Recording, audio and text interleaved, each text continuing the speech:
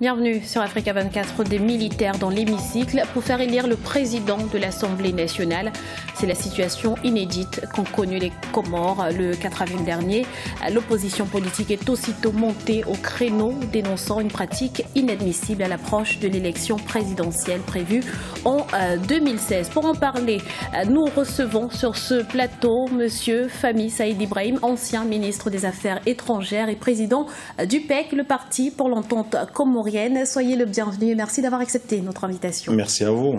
Alors, Monsieur Ibrahim, le 4 avril dernier, le président Ikililou Douanine a dû recourir à l'intervention de l'armée pour imposer le vote du président de l'Assemblée nationale. En quoi peut-on considérer cette pratique comme un frein à la démocratie?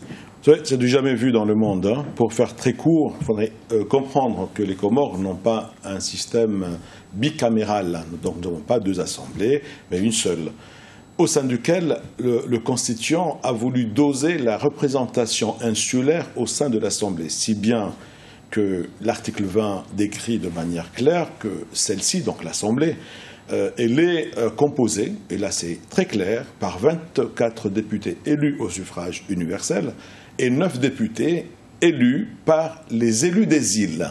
Donc les assemblées de chaque île élisent 3 députés, là quelle que soit l'importance démographique de l'île, mais on voit 3 députés.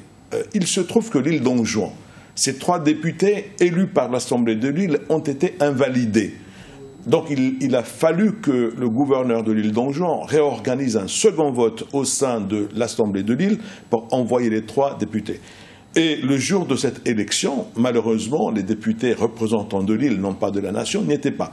Nous avons estimé que la composition n'était pas, du moins l'Assemblée n'était pas régulièrement composée au sens de l'article 20, puisque les Anjouanais n'étaient pas représentés. Et malheureusement, s'ils étaient là, ces élus, l'opposition en se trouvait majoritaire. Et pourquoi justement n'étaient-ils pas présents ? Parce que justement, leur élection avait été invalidée par la Cour constitutionnelle, mais il aurait fallu simplement attendre 2 ou 3 jours que ces élections aient lieu pour qu'ils viennent siéger. Mais en l'absence d'une représentation insulaire, l'Assemblée n'était pas régulièrement composée. Et c'est là où justement le pouvoir actuel et Ikililou Douanine, ils ont fait un forcing en organisant les élections sans ces 3 députés, parce que là, ils étaient majoritaires. Ce qui est choquant, c'est que l'Assemblée étant irrégulièrement composée, ils ont organisé ce vote. Et c'est là où, justement, ils ont fait pénétrer l'armée comorienne au sein de l'hémicycle. C'est du jamais vu. Dans aucun pays, même dans les dictatures les plus noires, on n'a pu voir des militaires en tenue, je le rappelle, pénétrer dans ce lieu hautement symbolique pour la liberté et de l'expression des représentants du peuple. C'est scandaleux ce qui s'est passé. Alors, cela ne nous laisse pas de bon augure l'avenir. Parallèlement à cela, un remaniement ministériel a été opéré par le président Ikililou Douanine.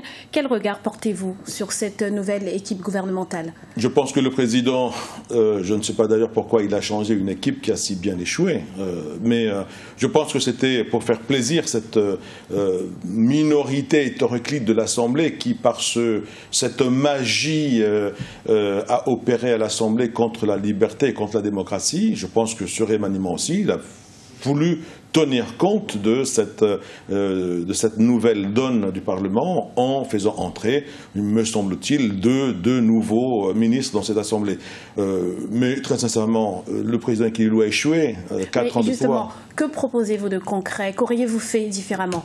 Vous savez, nous pensons qu'il faut apporter des mesures structurelles dans le pays. Il faut assainir les finances publiques. Or, justement, le président Ikililou a quasiment augmenté de 30% la masse salariale en 4 ans de pouvoir. Ils ont recruté à tout bout de champ.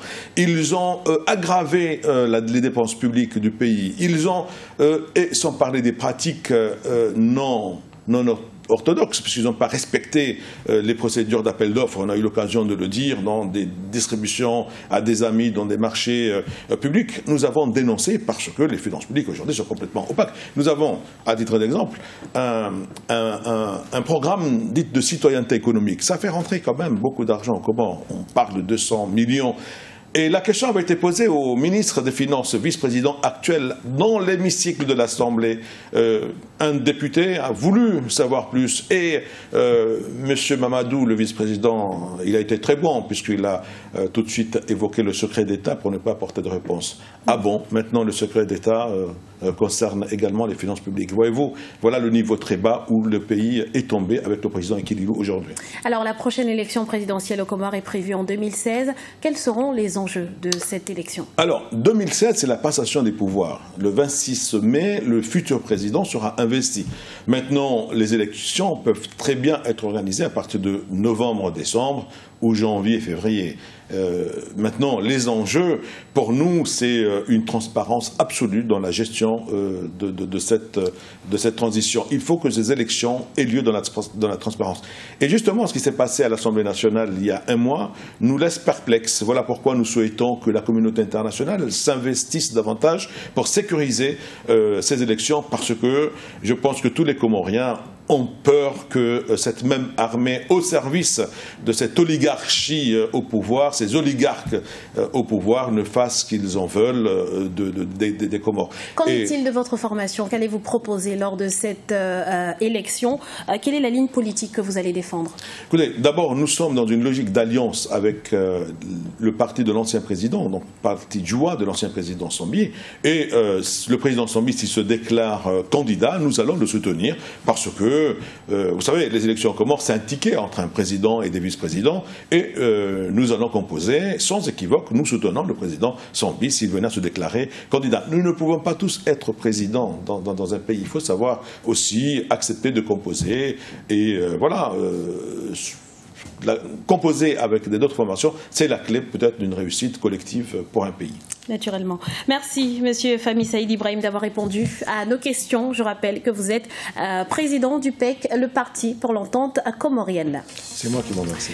C'était l'invité du jour. Nous vous remercions pour votre fidélité. Restez sur Africa 24 où l'information continue.